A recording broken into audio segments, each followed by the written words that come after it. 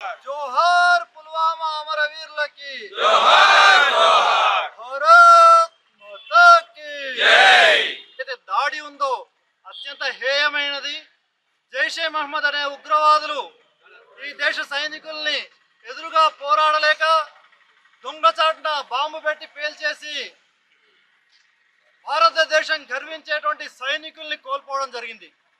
ఈ దేశ రక్షణ కోసం తమ యొక్క ప్రాణాలని తృణప్రాయంగా భావించి దేశ సరిహద్దుల్లో, కాశ్మీర్ లాంటి సరిహద్దుల్లో -20 ఉండే సరిహద్దుల్లో రక్తం గడ్డగట్టేలాంటి అట్లాంటి సరిహద్దుల్లో ఉంటూ దేశాన్ని కాపలా కాస్తూ మనం ఈరోజు స్వేచ్ఛగా వాయువులు పీల్చుకుంటూ మన ఇంట్లో సుఖంగా ఉంటున్నామంటే ఆ సైనికుల యొక్క త్యాగాలే కారణం.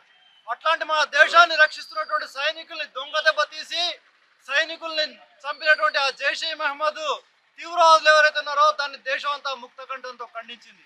కాబట్టి ఆ రోజు ఈ దేశం కోసం తమ ప్రాణాలని పణంగా పెట్టినటువంటి సైనికులకి మనం నివాళులు అర్పించడం మన యొక్క కనీస బాధ్యత.